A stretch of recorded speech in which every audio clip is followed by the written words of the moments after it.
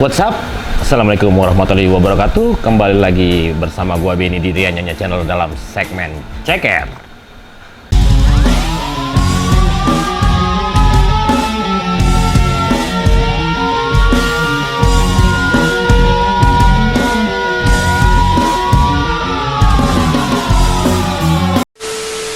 Ya, alhamdulillah hari ini gua udah mendatangi narasumber yang menurut gua ini sebenarnya gua rada-rada ngeri gitu ngobrol sama beliau.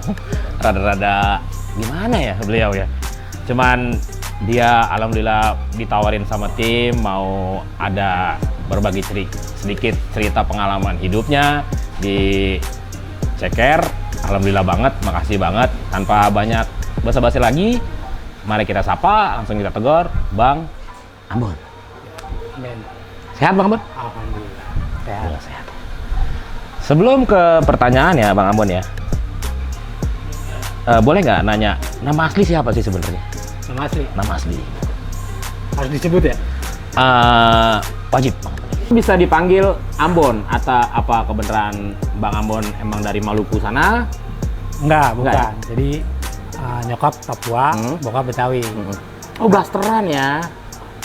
Oke. Bokap kan Betawi. Makanya nama Betawi lah, nama-nama orang ya. Jawa ya. Riyadi ya. Tapi emang asli dari Papua ya Bang Ambon ya?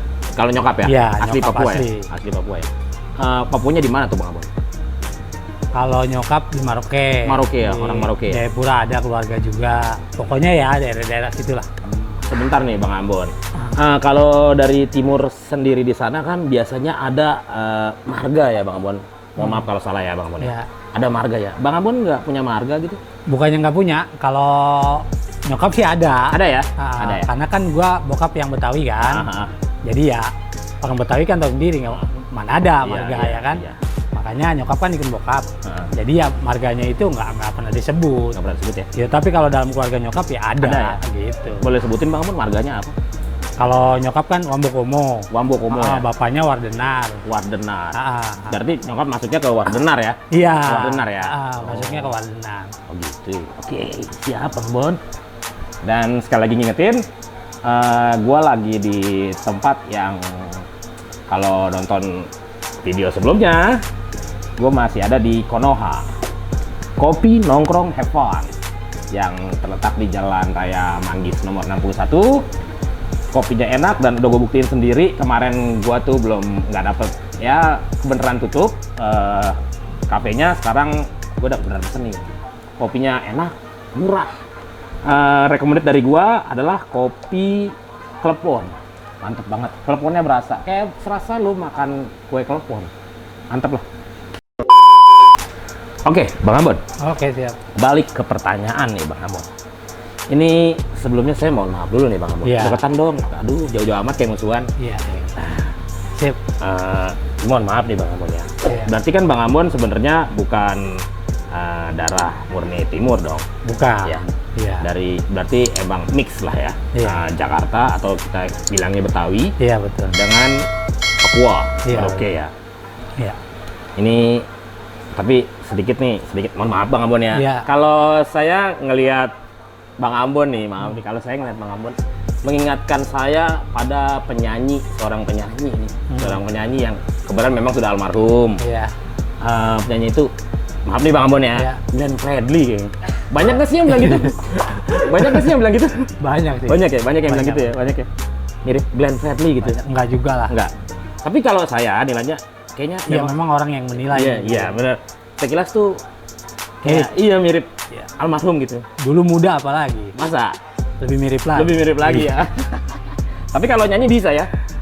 Nyanyi suara jelek lah. Aduh, suara jelek, suka merendah Bang Ambon ini. Biasanya kalau orang timur sana tuh suaranya melengking-melengking gitu. Iya. Iya ya? Iya. Mayoritas. Cuma Tapi- kan kalau biasanya kalau orang sana tuh PD-nya Beda ya. kurang PD-nya kalau kurang. buat nyanyi-nyanyi. Tapi padahal suara bagus ya. Heeh. Bang Ambon sendiri suaranya bagus apa gimana nih? Apa sering banyak yang bilang bagus suara? Ya penyanyi kamar mandi lah. Menggema di kamar mandi ya. Iya. Maaf ya Bang Ambon ya Iya, sebelumnya. nggak apa-apa. Maaf ya Bang Ambon ya. maaf, sebelumnya mohon maaf lagi nih Bang Ambon. Kan kalau orang timur itu identik dengan pekerjaannya. Mohon maaf sekali lagi, maaf yang sebesar-besarnya nih buat Bang Ambon dan teman-teman saudara-saudara saya yang dari orang timur. Mohon maaf sebesar-besarnya. Kan kalau orang timur sana identik kerjaannya dengan maaf ya, mata elang. Iya. Atau juga debt collector. Iya. Pernah gak sih Bang Ambon ngerasain pekerjaan maaf yang di situ? Pernah terlibat dulu. Pernah terlibat ya? Diajak juga sama orang Bima, sama orang Ambon. Karena dia ngelihatnya kan, oh sama nih orang-orang timur. Cuman dia nggak tahu identitas asli. Biasanya kenal nama, karena kenal di referensi kan dari teman ke teman. Yaudah ikut aja gitu. Ya ikut. Ya nggak lama sih, 6 bulan. 6 bulan ya. Tapi di bidang mata elang atau debt collector Bang Ambon? Pernah dua-duanya sih. Dua-duanya pernah terlibat ya? Pernah dua-duanya. Cuman dulu kan belum terlalu mengerti ya cara kerjanya. Jadi masih ikut aja. Sekedar ikut aja. Kita nggak jadi pion di depan nggak. Jadi ikut aja dulu ya. Cara kerjanya gimana gitu, terus cara eksekusinya gimana, ikut aja dulu. Cuman kalau gua pribadi memang kerjaan itu nggak ada salah sih sebetulnya. Penilaian Bang Ambon ya? Iya, karena kita udah tahu kan cara kerjanya mereka tuh kayak gimana, terus terjun ke lapangan kayak gimana, capeknya kayak gimana. Kadang-kadang dalam satu hari cuman bisa nemuin 1 motor atau 2 motor kalau yang motor ya kan. Terus kalau harus muter-muter kampung, cari-cari orang, cari alamat ya kan. Itu kan satu pekerjaan yang susah juga sebetulnya ya kan. Dan perlu mental juga. Mentalnya itu bukan hanya ngandelin kekerasan sebetulnya. Cuman bahasa juga mungkin ya. Cuman karena orang berpikirannya orang-orang kulit hitam, rambut keriting ya kan. Identiknya kekerasan ya kan. Nah, itu dia Bang Ambon. Kenapa Bang Ambon saya minta duduk di sini? Minta saya hadir di sini untuk berbagi pengalamannya, karena di sini dalam segmen ceker ini di Rianyanya Channel saya mau mematahkan stigma orang-orang yang kulit hitam, rambut keriting itu udah pasti keras orangnya ya. Itu rasis banget kalau buat saya tuh, rasis banget. Padahal nggak semuanya begitu ya. Nggak semuanya begitu Bang Ambon ya. Ada mereka tuh yang humble, yang asik gitu. Contohnya Bang Ambon ini, kalau penilaian saya selepas kita ngobrol gitu, penilaian saya tuh Bang Ambon orangnya enak kok, nyaman kok ngobrol sama Bang Ambon ya. Kita realistis aja deh. Kayak misalkan nggak usah gue deh, nggak usah orang-orang cerita orang timur deh.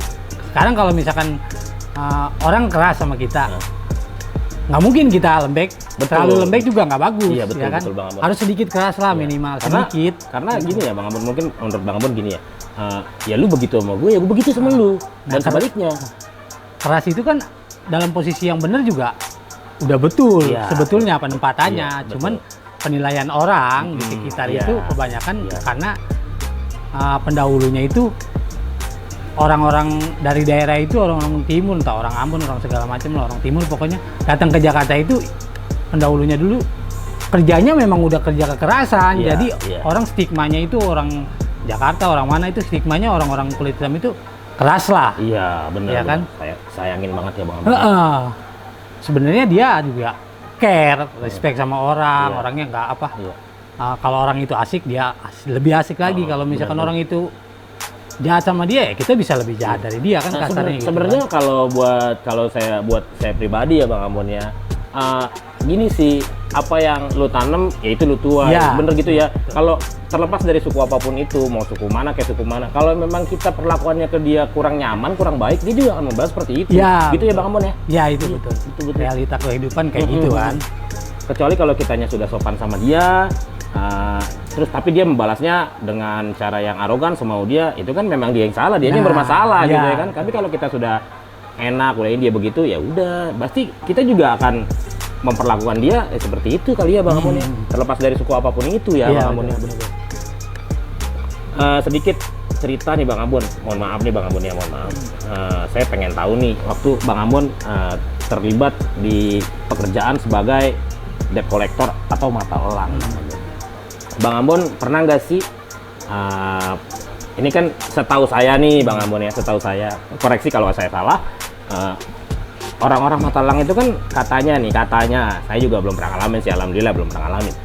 Mereka tuh kalau ketemu unit yang dicari atau unit yang diincer, mereka langsung ambil paksa main rampas gitu. Bener gak sih Bang Ambon? Dibilang bener atau enggak, bener juga. Bener juga. Ya, karena memang udah biasanya kan kalau udah yang dicari di jalan itu kan udah motor itu udah entah kemana, udah pasti hilang. Yeah. Kasarnya nggak usah orang kantor deh, orang kantor yang perusahaan besar. Kita aja kalau nyari motor hilang, kalau pas ketemu, apa yang kita lakukan? Iya benar. Kasarnya gitu Iya, aja deh, benar, secara benar. logika deh. Ya kan? Iya. Cuman kita kerja statusnya. Ada tuntutan ya? Ada tuntutan. Ya kita juga cari nafkah. Betul. Kasarnya gitu. Orang-orang sana pun cari nafkah. Iya, Sama. Dia sama. datang ke Jakarta jauh-jauh itu cari nafkah. Cuman memang di sini pekerjaannya referensinya paling mudah dan paling gampang tuh ya di lingkaran itu. Iya. Gitu. Bisa masuk deh. Yang penting lo agak keras. Iya. Bisa keras lah kasarnya. Orang itu juga bisa keras di jalan pun. Kalau misalkan yang diberhentikan itu orangnya ngomongnya enak, ngomongnya baik-baik, pasti direspon dengan baik. Nggak ya? mungkin langsung ya udah sini kuncinya nanti ikut aja gini. Nggak mungkin. Kalau kita ngomong secara baik-baik juga masih bisa. Sebenarnya Ya. kembali lagi ke sikap si customer gitu ya. Oh iya Bang Ambon. Kadang-kadang kan orang yang salah itu malah berkelit, nggak mau mengakui kesalahan, ya kan? Bener Bang Ambon. Jarang orang mau mengakui kesalahan, Ya bener Bang Ambon, bener. betul nggak? Sebenarnya lagian juga kalau emang udah masuk ke penindakan unit, karena memang unitnya bermasalah kali Bang Ambon. Iya, betul. Ya, jadi kalau emang nggak mau bermasalah, ya udah selesaikan dengan cara yang baik dan Iya, ketentuan dan kontrak yang sudah terjalin ya Bang Iya, Ambon. betul. Misal contoh seperti bayar Iya. tepat waktu, nggak pernah nunggak gitu. Kalau emang mungkin lagi telat, gimana sih kalau lagi telat itu mungkin ada ngomongan gitu kali ya Bang Ambon Ya kan biasanya kan kalau misalkan kalau udah masuk ke ranah Matalang itu udah nggak ada kontak. Oh dia sudah susah dihubungi ya? Udah susah dihubungi, dicari hilang-hilangan, itu udah lost kontak. Ya, sebenarnya biasanya. jadi Makanya pada dasarnya dia bermasalah iya, sebenarnya. jadi pokoknya itu motor yang diberhentiin atau di mana itu semua udah salah dia. Udah salah ya? Mau siapapun yang bawa, udah salah, udah haknya kita sebetulnya. Udah 90% itu haknya kita untuk bawa motor itu, dan itu pun ada bukti, Iya. entah bukti digital atau bukti tertulis, Iya betul. surat kuasa atau apalah, surat penarikan, surat tugas kan. Itu ada bukti. Kalaupun kita mau ngomong ke kantor, ya ngomong, monggo silakan gitu. Pasti ada jejaknya, ada rekam jejak digital. Tapi kalau untuk ditebus, ya itu nanti kebijakan dari kantor. Iya, balik lagi. Itu kan sebenarnya juga pas pengambilan juga ada kontrak yang tertulis ya. Ada lah. Iya, bener ya. Biasanya kan data kalau di handphone kan semua data ada kan, update. Di Jakarta ini apa di Pulau Jawa ini kan motor udah ribuan sampai jutaan ya kan. Makanya nggak mungkin kalau orang itu yang bajingan motor lah, segala macam motor lah, pasti udah motor dimentalin kemana-mana. Iya, Makanya ya nyari motor itu nggak mungkin nyari di rumah, pasti nyari di jalan. Iya, karena memang pada dasarnya ya dulunya bermasalah pasti terus aja ada masalah-masalah lain gitu ya Bang Ambon ya. Iya benar. Karena kan nyari motor di jalan aja udah kayak nyari jarum di tumpukan jerami. Iya benar. Karena Motor banyak. Mata kalau kita nggak Iya. jeli-jeli, makanya disebut Matalang karena apa? Ya dia matanya harus jeli. Iya kan? Masih oke. Itu tadi kisah Bang Ambon teman-teman di Nyonya Channel ya. Begitulah sebenarnya kalau penindakan unit ya. Penindakan unit seperti itu. Nah, jadi kalau memang nggak mau didatangi sama teman-teman beliau ya ini ya sesuai dengan kontrak dan bayar ketentuan ya, bayar ya. Iya benar-benar. Iya Bang Ambon, siap. Orang timur kan kayaknya maaf Bang Ambon. Kayaknya katanya memang ya itulah kekerasan ini segala macam. Pernah nggak sih Bang Ambon diperlakukan semena-mena sama orang-orang di Jakarta karena Bang Ambon memiliki, maaf nih Bang Ambon, kulit yang hitam gini? Pernah nggak sih? Pernah Bang Ambon. Nah, karena kan kita dulu gue sebelum masuk ranah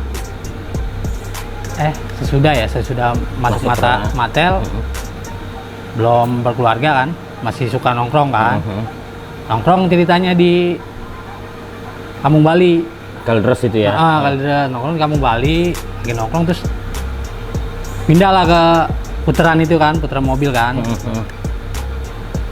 Putaran mobil nongkrong di situ ceritanya. Itu kalau nggak salah pas mau maghrib deh, sebelum maghrib kejadiannya. Lagi nongkrong tanpa sebab ini sebenarnya masalahnya. Lagi nongkrong, datanglah tiba-tiba nih orang Betawi, orang Betawi situ, muka-muka Betawi lah, orang Betawi situ. Datang dikagetin, Iya. ya kan dia ngeluarin sajam lah, Benda tajam ya. 2 gini Wow. ya kan. Kasarnya orang apa? Orang mana yang nggak kaget ya? Iyalah, kan? orang lagi Dikagetin enak nongkrong lagi. Iya, gila aja kalau kita nggak cabut, Iya. mati konyol lah. Iya, benar, ya kan? benar. Cabut lah ceritanya, cabut. Kan gua pikir nggak tahu orang mana kan, gua cabut ke gangnya dia, Kampung Bali, masuk. Nah di situ udah ada orang juga, Udah ada orang juga. nungguin. Nah kejadian lah, dibacokin di situ. Bang Amon dibacokin. Iya, gua nggak jagain di sini ada kan, jahitan. Ini Ya, terus di pala, ya kan, gua kan gini, Nahan ya. nahan gini. pala kan, daripada kita dihajar pala Iya. kan, dihajar pala kan, ya pala tahu sendiri sensitif lah, pala Iya. kalau udah pecah ya, Iya, kita iya. kalau nggak gila mati. Iya, karena ini organ vital Iya, semua Bang Amon makanya ya. lebih baik gua amanin dulu. Tangan putus nggak ada masalah deh. Kalau gua kena ini mungkin putus. Cuman gini kan, truk ya temennya teriak, udah, cabut dia. Cabut, gua bangun dong, bangun, gua cari ya kan? Orangnya. Gua ke dalam udah nggak ada dong. Namanya orang punya masalah, cari ke dalam dengan keadaan darah udah berdarah-darah kemana-mana tuh, deh iya. ya kan. Ya rame lah warga lah kan, obatin dulu lah segala macam. Itu masih jalan, gua masih jalan ke dalam Kampung Bali. Gua masuk ke klinik sendiri masih. Anak-anak pada bubar kemana nggak tahu. Terus gua masuk ke klinik, kata klinik nggak bisa pak, ini lukanya terlalu besar. Di sini alatnya tidak memadai, dia bilang gitu kan. Coba ke depan aja, ke Persada, klinik Persada. Nah, ke klinik Persada ceritanya. Itu mondar mandir Bang Ben, nyari klinik. Iya. Ke klinik Persada nggak bisa juga Bang Ben, Nggak ternyata bisa cuman dibersihin sama Iya, dia. sterilisasi ya. Dibersihin, terus ditutup perban. Itu nggak dibintain biaya memang, tuh kata dia. Ini sementara pak, biar pendarahannya berhenti. Berhenti. Nah, gua pikir berhenti kan. Jalan lagi lah ceritanya. Nah, nggak taunya anak-anak nyari gua pakai motor. Ketemulah di jalanan. Nah, ketemulah di jalanan, dibawa lah nih ke klinik bandara. Tetap nggak bisa. Nggak bisa juga. Karena udah ada pembengkakan, udah terlalu lama. Nah, dia kelamaan bilang. ya. Udah 3 jam kan. Itu gua muter-muter sampai jam 2 subuh. Ya sekarang logikanya ini udah diperban aja, darahnya masih keluar. Iya. Gua udah mulai pusing. Kepala udah mulai pusing nih. Iya, karena ngerasa. udah darah ngocor banyak ya. Udah mulai pusing nggak jelas dah, cuman pingsan nggak, udah mulai pusing. Gue langsung ngomong ke anak-anak, gue bilang, lu beliin bubur kacang hijau sama teh manis.